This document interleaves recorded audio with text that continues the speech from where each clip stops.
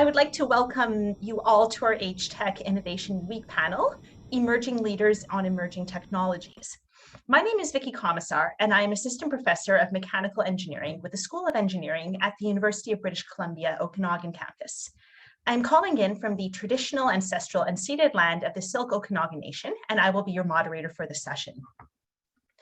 Although we are meeting virtually today, we would like to acknowledge the Indigenous peoples of all the lands that our speakers inhabit today. We do this to reaffirm our commitment and responsibility in improving relationships between nations and to improving our own understanding of local Indigenous peoples and their cultures. We encourage you to reflect on the land on which you're located and to consider your relationship to the land and to the people who are the traditional keepers of that land.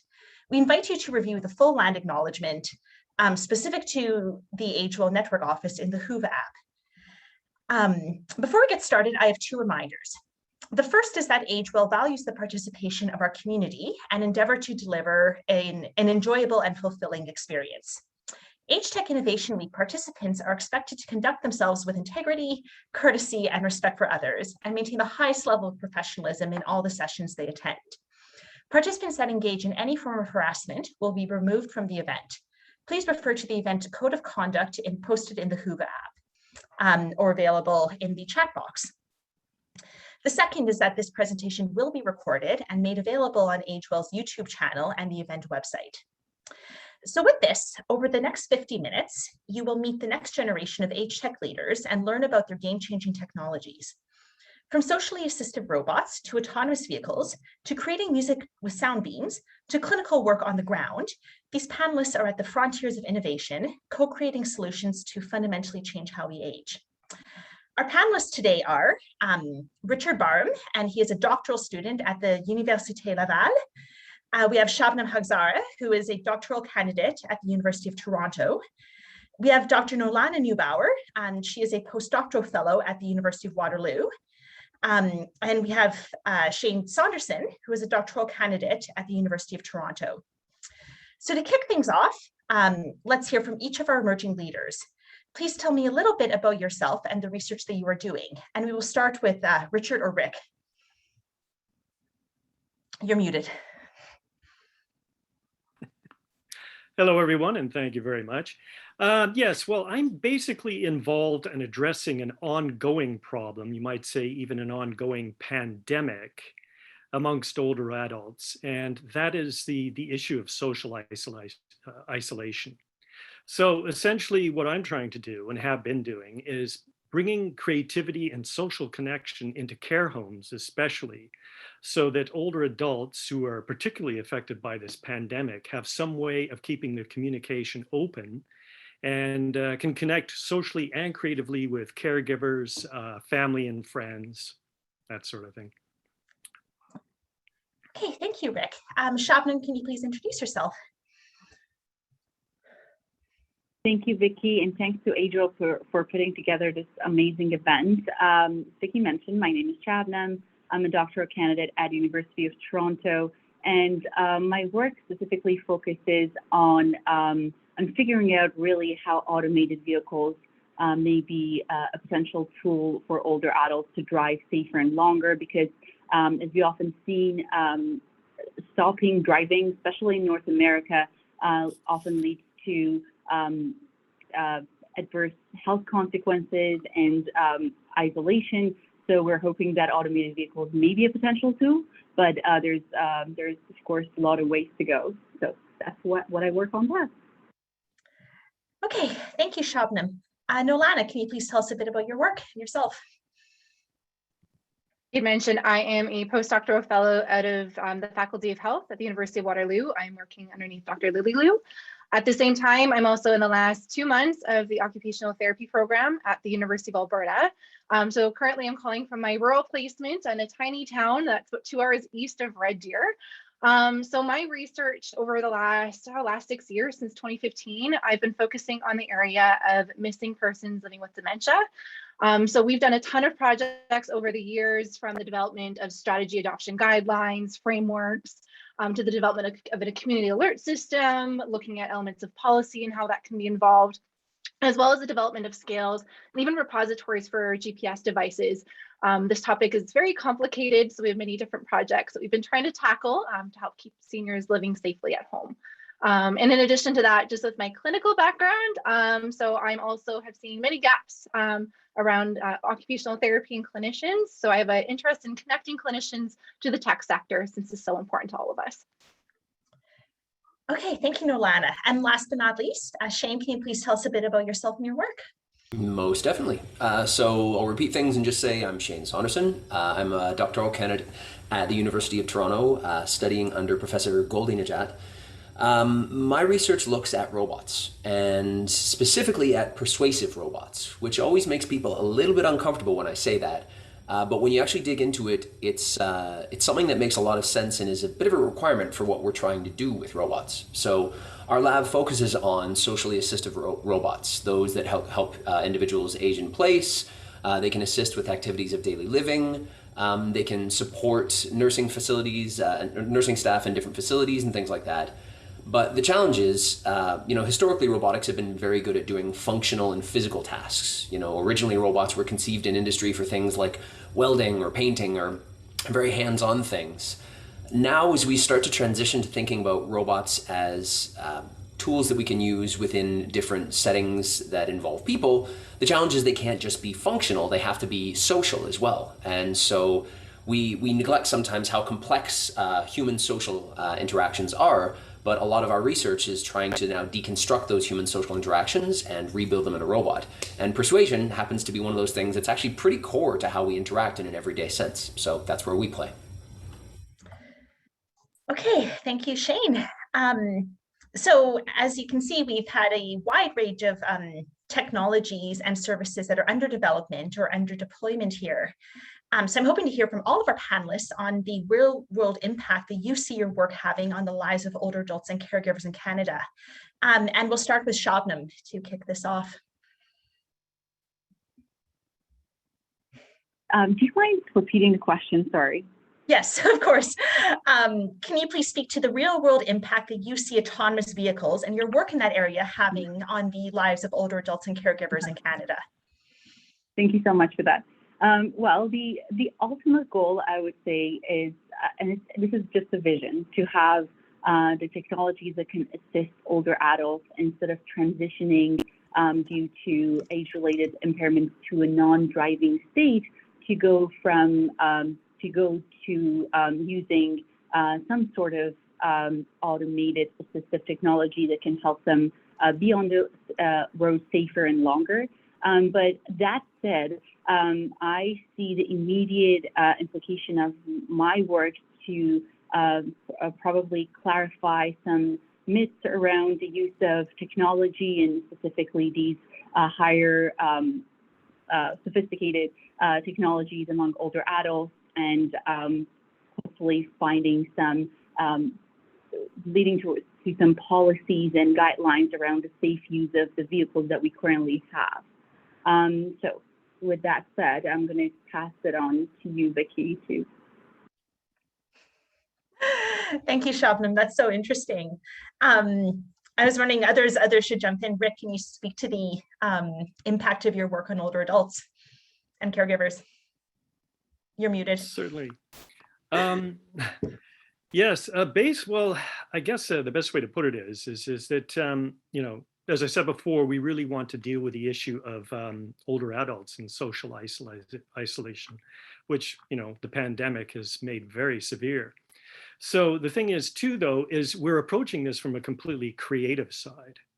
So what we want to do is get senior citizens actively engaged by using digital music technology.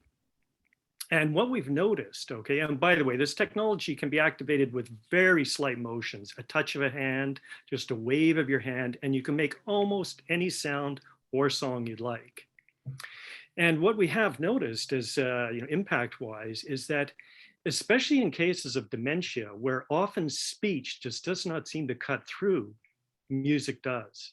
And we've had some incredibly lucid moments, even within larger groups of senior citizens, all with various levels of dementia, communicating not only with their instruments and making music with them, but communicating with each other and with the caregivers.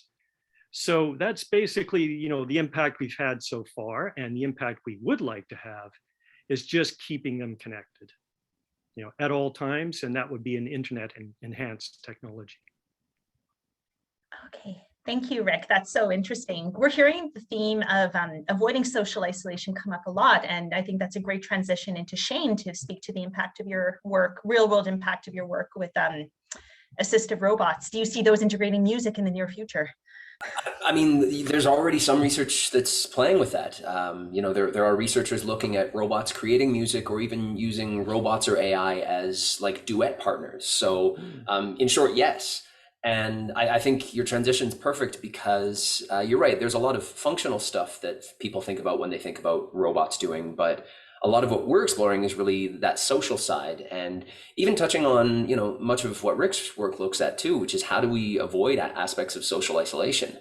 Now, this is of course a very complicated and, a bit of a minefield of an area to play in, because technology obviously has some pitfalls and dangers too. I consider these wonderful little things to both be this great piece of technology that's allowed us to communicate with anyone all over the world, but it's also caused a lot of problems. And part of the issue is that we didn't think through the social implications of introducing smartphones into our society.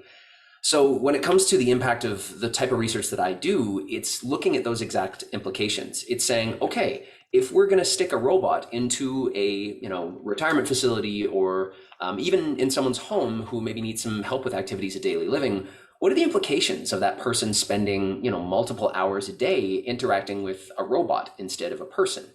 Obviously, they're not going to be identical interactions. There's going to be a whole lot of different considerations, but what are both the ethical dynamics at play there? What are some of the purely functional dynamics? And then even just emotionally, how does that make people feel? There's a lot of fascinating implications that come out of the work that I do, where in certain moments we look at a humanoid social robot kind of the same as we look at another person. We'll treat it with the same sort of deference. We'll sometimes assign like a mind to it or emotions to it. And we do all these fascinating things like that. But then in other moments, something breaks in that interaction and the veil is dropped, and we're just, at that point talking to a calculator. So my research is really trying to hone in on what makes the difference between, the hammer and the human, the sort of calculator and that social agent, and how do we make a good experience instead of getting depressed by looking at our phones all day. Thanks so much, Shane. This is so interesting. I'd love to hear from Nolana on this, who is in the middle, I believe, of a clinical rotation in rural Alberta. And I think this social isolation aspect might be timely there. Can you speak to the real world impact that you see your work having on older adults and caregivers in Canada? The amazing work that Shabnam, Richard, and Shane are doing, just from the clinical side. So I don't know how to create stuff. Again, it's like I know how to work with people and then highlight what needs to be done, but I don't know how to actually make it. But what we've been seeing, at least everyone knows that Alberta has been hit really hard with the COVID-19 pandemic. So lots of stuff is going on out here, and unfortunately it is impacting our seniors significantly. As you can imagine, so the rotation I'm doing right now, my preceptor is currently sick. And she's the only OT and only rehab professional for her entire community. There is no physical therapist out here. And it's the same thing with another community in Consort. Again, only rehab professional for that whole region. So as you can imagine, you trying to be out there for home care, acute care, and long-term care. And if you're sick, no one is there to provide care. And if anyone needs certain services, so thinking with Shabnam and the amazing work that she's doing, is if they need an appointment and they can't drive, they have to go a minimum of 2 hours just to get to Red Deer. Now they have to go about 3 hours to get to either Edmonton or Calgary. And so we've had a lot of issues with clients. Like one, for example, he needs prosthetics for his arms, and unfortunately he can't get a ride to Red Deer to get them. And so my preceptor has been really trying to fight to give him a ride so he can actually have hands. So it's something that just shows the importance of technology. And I know that there's fear sometimes among the community, among older adults, but really they become that extension of a clinician's hand, where if they can't do things, then it's up to the amazing technologies that are coming in to just help make things a reality rather than waiting for 2 weeks for something to happen. Shabnam, I know you had your hand up. Thanks, Nolana. And to your point and to Shane's point, I think it's important to note that, and it is actually something that our research also points out, that sort of like a mythbuster, in that we've seen and heard so many times that there may be some barriers to use the use of technology by older adults, and that barrier may come from this population. But as far as I've seen, and I can like sense that thread in your notes, Nolana, that the benefits of using such technologies is so much that for automated vehicles, for instance, in our work at least, we have seen some concerns and some valid concerns of using it because it's a safety critical technology, but again, not an unreasonable barrier. As a matter of fact, it's been quite the opposite. It's the anticipation that honestly keeps me going, and probably a lot of researchers that older adults do want to use these technologies and do see the benefits in them. And with that, I think, Richard, you had your hand up simultaneously. Yes, well, just to, generally to get back to what Shane started off on, is that traditionally throughout eras, right, technology has always raced ahead of humanity. And that gets all the more difficult the older we get. I mean, for instance, in the 19th century, even when trains were really being introduced across countries, there were people who were actually scared to death to ride on them because they were so used to the, shall we say, speed of a horse. So to them, the train going 30 or 40 miles per hour was absolutely frightening, right? So the thing is when it comes to technology, and as we're saying, especially in the case with older adults, we need to find a way to address their concerns and also their abilities. Thank you. To further add to some of this around social isolation as well. Again, we've been seeing the same issues. I've worked with a couple clients with dementia where they were put into a room, but put into isolation, and then they had nothing in their room. But again, it's nursing staff are so swamped that they can't do anything about it. And again, I know that's happening in regions across the country, especially with COVID. So again, more reason for technologies to come into play. And with my own work around missing older adults, again, more and more people want to stay at home. It's well, we know that long-term care facilities are there. We know the most sustainable way is community-based living. But again, how do we ensure this? So while we're talking about the silent generation that most of us are working with for older adults, the baby boomers, we always keep saying, and even among the clinicians here, it's that it's about to change, right? It's a lot of them are very tech literate. They know what to do. And so they're going to cause a change for that. So we might as well start to accept that, because the boomers are going to make sure that they are staying at home whether they want to or not. So. Well, I'll say something to that. Yeah, go for it. Yes, well, sort of on the subject of generations, yes, the boomers might be quite savvy right now, but that doesn't mean they'll be savvy a few years later on. What we, need to take in mind is that basically the silent generation was also the generation that really got computer technology going. So there were plenty of people amongst the silent generation who were very tech savvy and way above the heads of the people next to them. Now, though, they're totally confused by technology because, again, technology has advanced in leaps and bounds and, of course, raced ahead of everyone. But I kind of feel that what we really need is some kind of, when it comes to generations, we need a dialogue, especially between the older generations and the younger ones. Kind of like, we all know that situation where, when you're a teenager, for some odd reason, your parents don't understand you at all. They don't seem to love you and everything else. But your grandparents, they love and understand you right away, just as you are, right? That kind of thing is completely natural, between generations and within families. And it's something that could be capitalized upon, where basically younger people are introduced to the much older, right? People who would be their grandparents.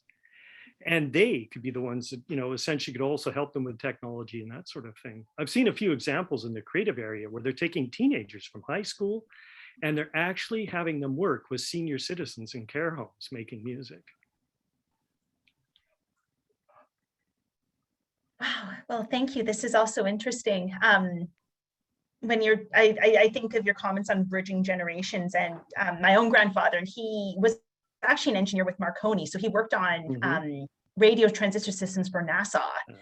I think he runs into trouble because a lot of times he'll go out and people see an 88-year-old man with an accent without realizing this guy basically developed the foundation of many modern technological radio systems.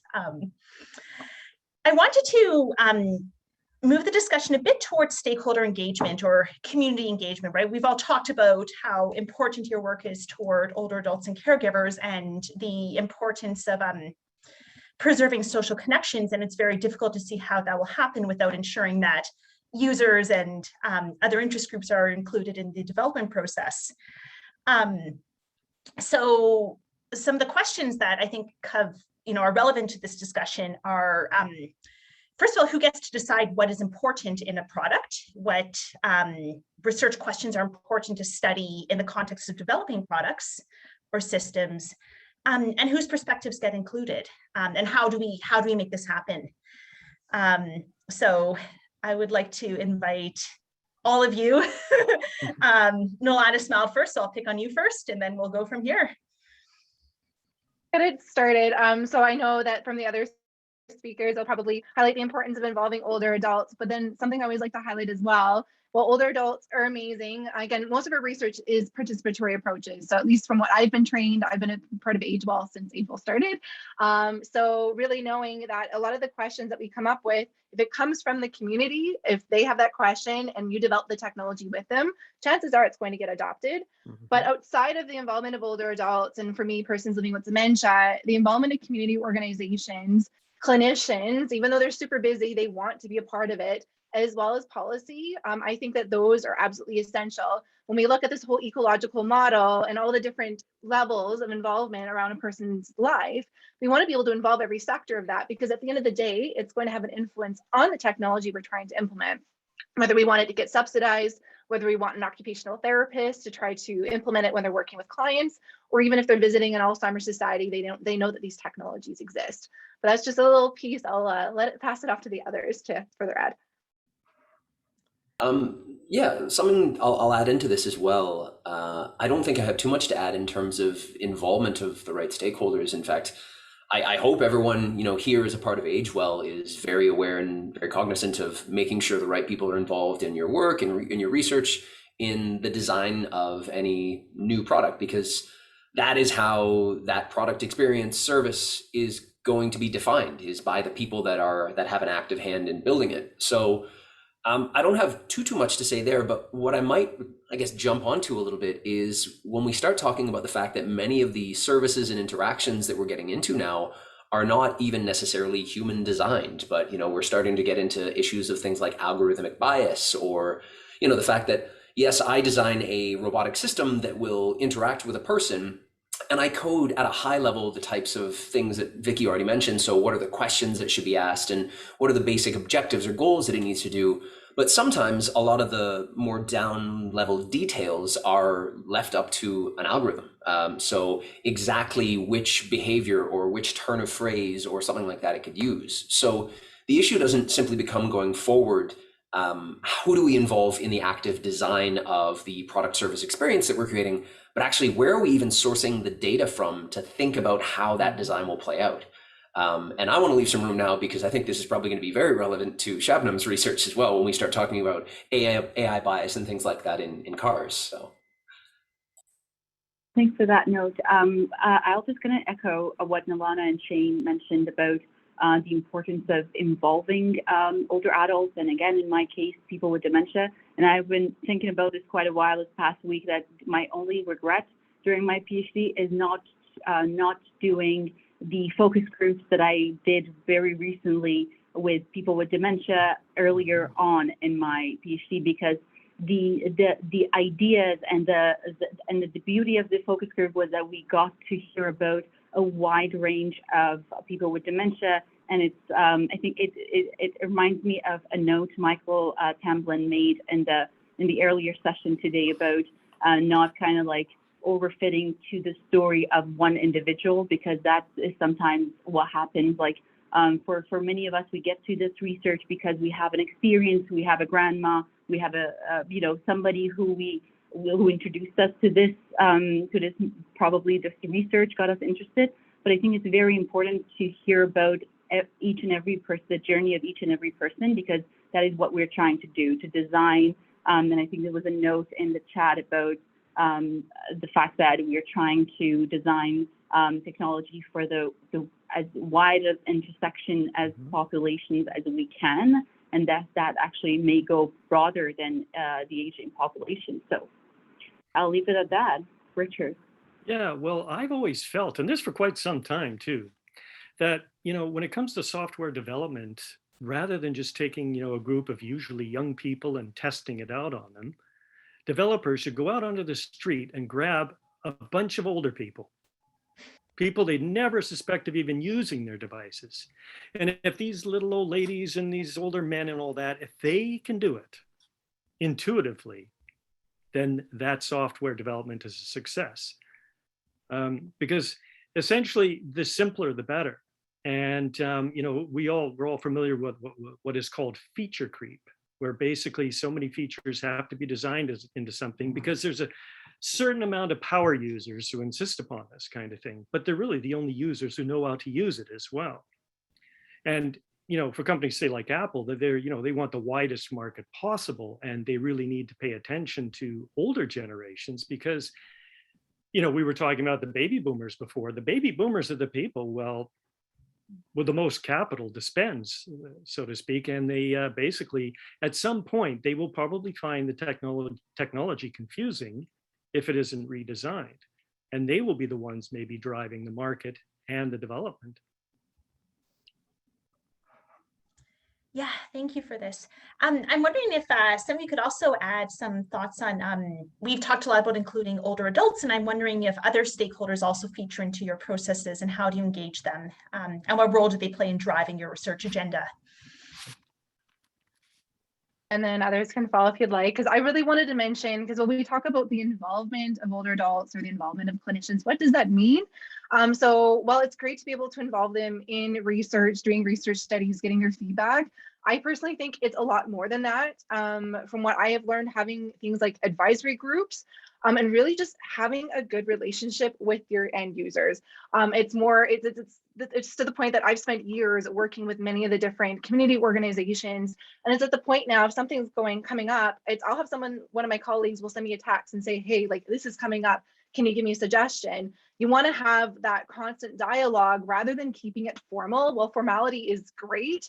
Sometimes even going out for dinner, again, it's COVID, it's hard to do that right now, but just being able to go out and socialize with people and establishing those relationships where you trust each other and really starting to have that network and that community, I find that will further even strengthen things, right? So I think that's so important. And it's even right down to policy. So I've worked with the Alberta government for a number of years, and in many cases, they had no idea what we were doing. And I'm pretty sure many other governments are the same way. And so just for them to be able to have that point of contact and that trust, and then even doing follow-up meetings every couple months, just saying, hey, like, this is what we're up to, like, what kind of changes have been going on, then it just allows us to constantly be on the same page as each other. Yeah, I mean, the obvious ones we've kind of touched upon, I think, are critical, not just the users of a technology, but potentially the people who that technology are replacing. Not only because these are individuals who you have to sort of wonder, okay, what's going to happen to you and your role after this? And so in many cases, I'm speaking to, nurses, different providers in a space. My entire research actually was born out of some opportunities that I had to do work with nursing staff before I even started the PhD, when I was able to go into different homes and different retirement facilities and different hospitals and see that so much of the work that was being done there, that, groups like mine now were thinking about augmenting or replacing, it wasn't just a matter of delivering the pills or of, cleaning this thing or helping this person move here. Very often that, that pill delivery, that 5-second pill drop off turned into a, 15-minute discussion to ensure that that person was adherent. So this realization only came about because we actually started speaking to the nurses and said, no, my job isn't the functional, like, tactical stuff. It is the social stuff. It is sitting there with someone and having that interaction because, as we touched on before, so many people are starved for that connection. So unquestionably bringing those people in. But then even beyond that, I think there's always value in getting perspectives from anywhere that you can. I mean, anyone who's listened to me talk about my research right now in persuasive robotics, you are damned right that I very quickly went out and started speaking to a lot of philosophers and a lot of ethicists, because it's really weird work that I'm doing. I'm essentially trying to replicate a human with a machine. What are the implications of that? I don't have that kind of background. And so I need to be able to go out to other experts and sit in and have those kinds of conversations, so that not only are we thinking about what the user is going to interact with, but what is the bigger picture implication of what we're trying to do? So yeah, in a perfect world, we're talking to everyone, but only the list can only be so long. I'm going to add a quick note to the importance of the outside research collaborators, and it's the point of like having some sort of policymakers involved, because at the core of some of our work is what we're trying to do, at least in my case, is that we're trying to set the bar for the industry to actually move towards manufacturing such automated vehicles in a way that it may be useful and usable by older adults. So what sometimes I really hope my research someday down the road achieve is that to be that bridge between people with dementia, older adults who I've had the privilege of hearing about their experiences, and somehow feeding that to the policy that needs to be implemented. And again, kind of reverting back, maybe that policy is what needed to give older adults a bit of a peace of mind about using automated vehicles in a safe way. So that last point on that, Vicky. Yeah. You want to jump in, Rick? Go ahead. Sure. Well, I just wanted to say, when we say stakeholders, right, a lot of, often people think of specifics, but really in reality, we are all stakeholders as a society. And I strongly feel that the smaller we can make the gaps between generations, right, the wider the possibilities when it comes to technology and simply society itself. Yeah, that's a really, really important point. So it sounds like, there's a whole bunch of interest groups that are really involved in your work, right? And, for sure, older adults, but also caregivers. And we're talking family caregivers, clinicians, the whole spectrum of, I shouldn't say the whole spectrum, but considering both formal and informal. We've mentioned policymakers, we've mentioned manufacturers, and ourselves, I would posit as well as people involved in doing a lot of the work and handling a lot of the design elements. I wanted to shift this a bit toward some of the challenges that you're experiencing in the area. So all of you are doing very, very good work that has potential to make a huge impact on the field. And I was wondering if you could tell us a bit about some of the barriers that you are facing to making the impact that you would like to have. Sure. Well, I can start if you like. Go for it. Well, I would actually say the biggest challenge to what I'm doing is the internet.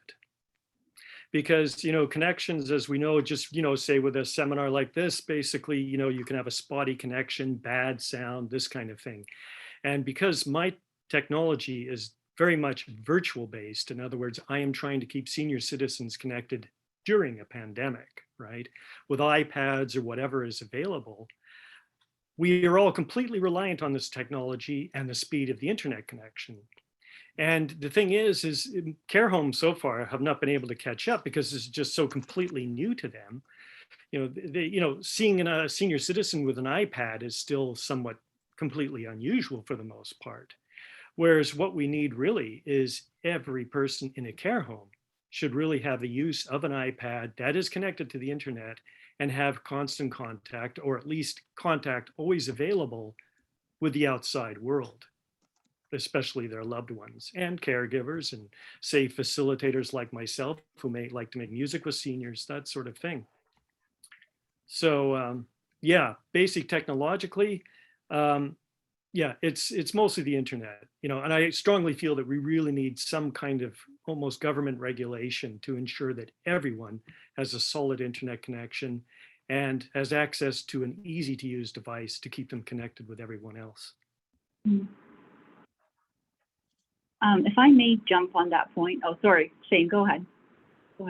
Okay, it's just a quick point that that resonated, because in another way that is a challenge that I often think about, and it's the fact that My work precisely, when we advertise for participants, we have this very state-of-the-art simulator, and that attracts a certain population of older adults more than the others, the ones that are very interested in technology and the ones that are able to come to downtown Toronto and be with us for 2-3 hours and try to test this automated vehicle out.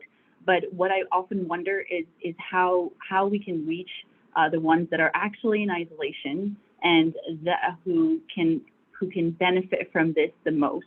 By this, I mean the automated vehicle technology down the road. And to that end, I think Richard's point about having access to that communication is the first step.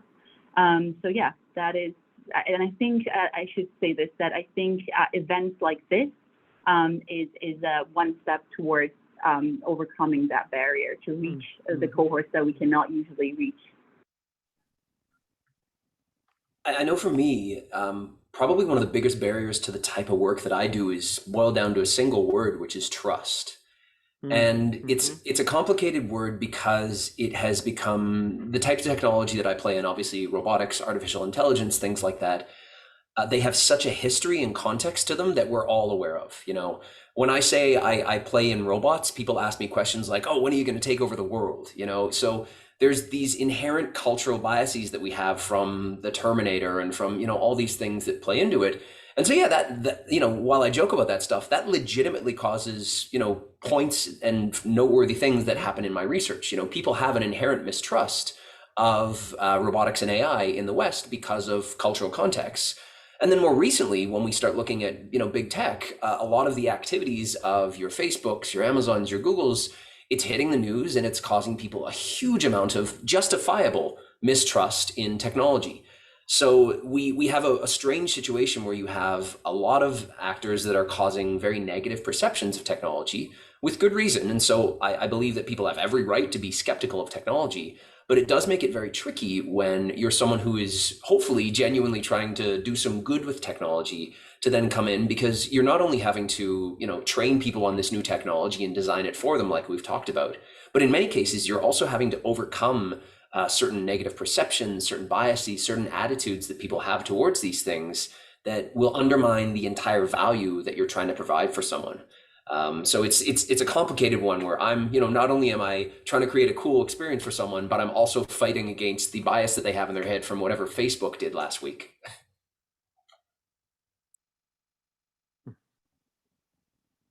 So far. So I know that Shabnam and Rick bringing up how do we get it to those that need it most. And so of course, no bias at all from my end, but bring it to the front end clinicians. So home care offices tend to be the ones that respond to that and are the ones that are seeing that. But again, the problem that comes with the frontline clinicians, and especially around those that are home care, acute care, long-term care, is that there's all of these devices that are coming out there, but you can't keep track of what is out there. And as you can imagine, it's by the time I start when I'm here, and I've been seeing the same with my preceptors, you're scrambling on your feet and you're always behind. So you don't really have an hour to go on the internet and say, hey, like what kind of new technology is there for me to try? So something that I've been really trying to advocate for, and I know AgeWell has been really supportive of this, is just the use of repositories. So can there be some kind of website, and I know it's hard on sustainability, it's how do we do upkeep, but how do we have some type of website, like where OTs go to, Alberta Aids to Daily Living is a website that has all these assistive technologies that are available. Why can't we have this for off-the-shelf technologies? Just so you can simply go to a website and see what is there. I'm interested in fall detection devices. Okay, what is available in Canada to me that maybe I can apply to my clients?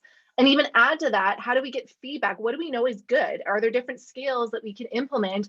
So then as a clinician, I know that maybe a certain mental health app, there's really good ratings on this, that has a really good score. Okay, maybe I'll apply this to this certain client that I'm working on. So that's one of the points. I have a couple points as well.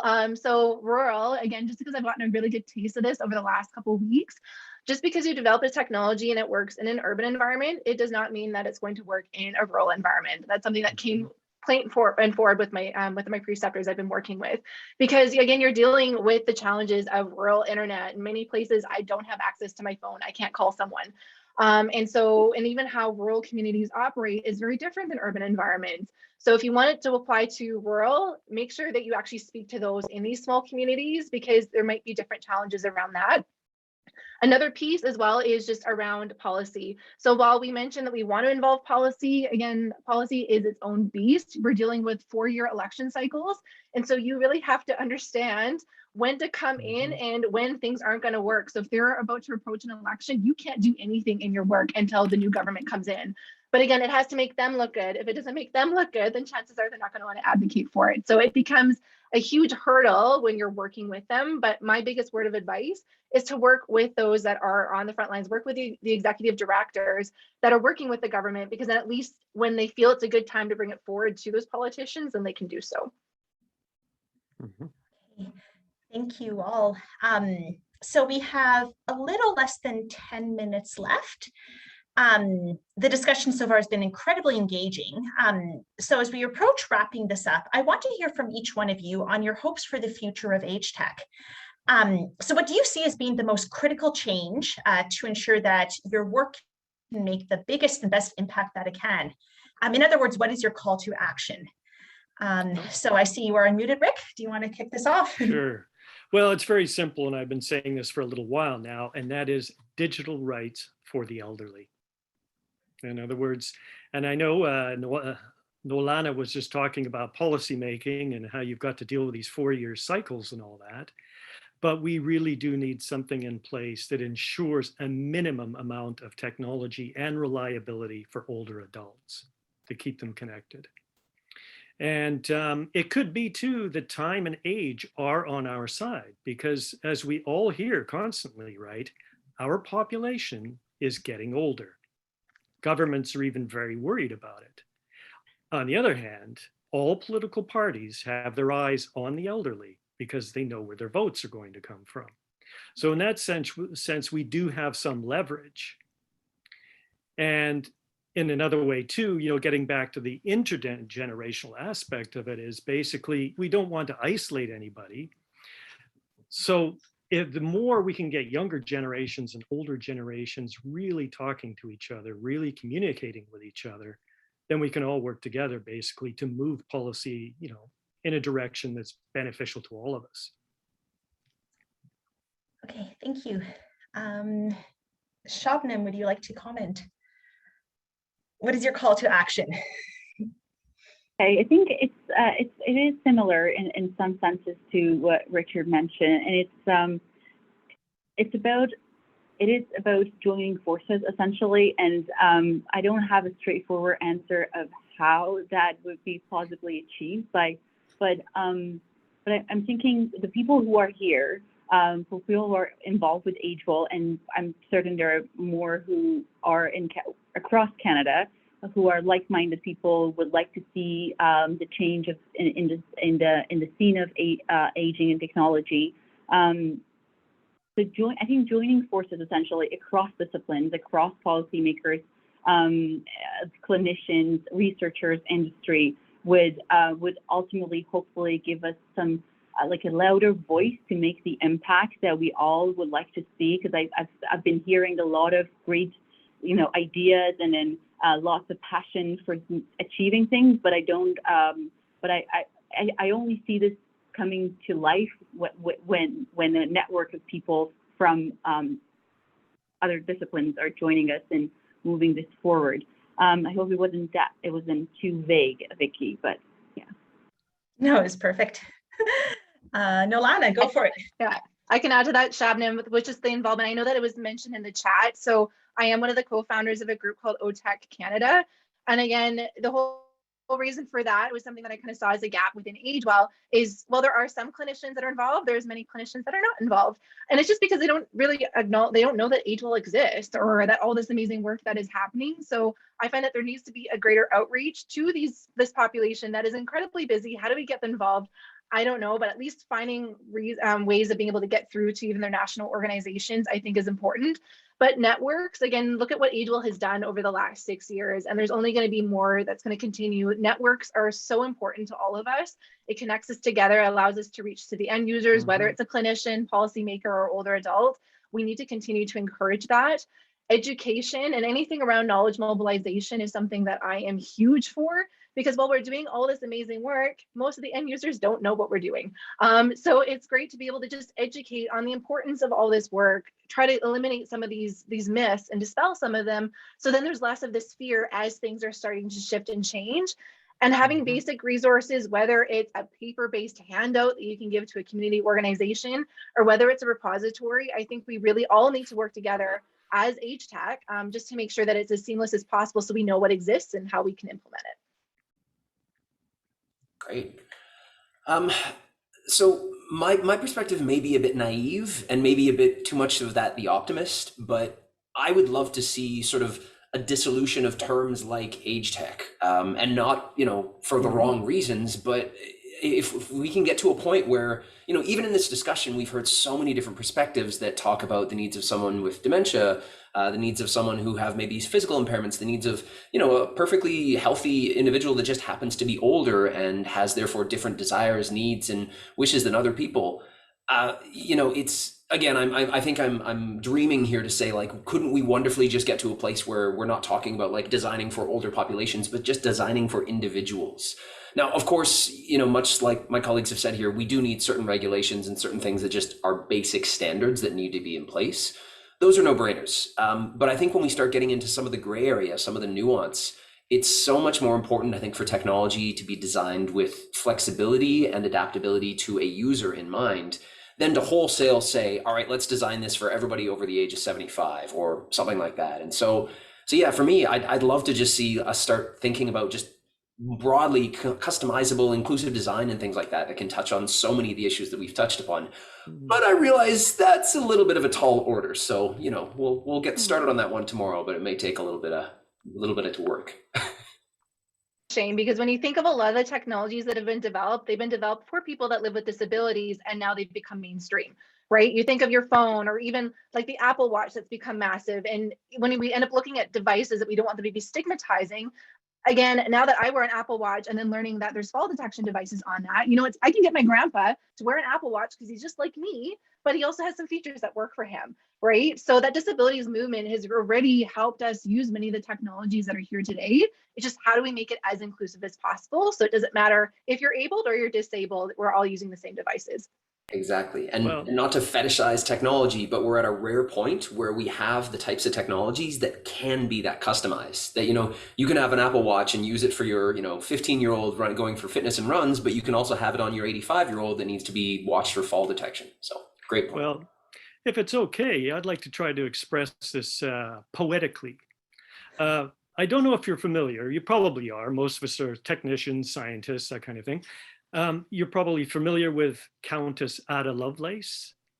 She was the daughter of mad, bad, and dangerous to know Lord Byron, famous English poet. Well, her mother, so fearful that poetry and the arts would corrupt her daughter, insisted at that time that she be educated by the leading mathematicians and scientists of the day.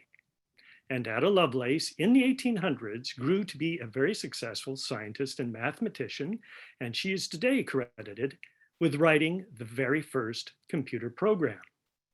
However, much to the chagrin of her mother, she was actually quite interested in the arts and poetry. And what she tried to advance later on was what she referred to as poetic science. And I think if she were to express herself today, she might even use the term compassionate technology. And I really think that's what we're looking for. Yeah. Wow, so we're just about at time to wrap up. Thank you for all of your thoughts on this. We've heard a lot about trust, we've heard a lot about inclusion, we've heard a lot about compassion. And there were some very important points that came up with policy. One thing that I find so interesting with this, and which speaks to, I think, the need for universal aspects, is how do we ensure that how do we avoid stigma by ensuring that designs are actually inclusive and don't just focus on one segment of the population and highlighting it. One thing you may not be aware of is actually since I joined the network in 2015, I've been involved in 2 policy changes and helping WorkSafe BC rewrite its policies for worker safety in British Columbia. This is largely related to stairway and handrail design, and most of you probably did not notice. It's a change that happens, right? And I think it's congruent with a lot of things we've heard about just how can we make our world more inclusive and safe and caring for everyone. So this wraps up our session just about now. I'd really like to thank all of you for coming. I'd like to thank all of our panelists for taking the time to share their thoughts today, and of course to AgeWell for organizing this fantastic event.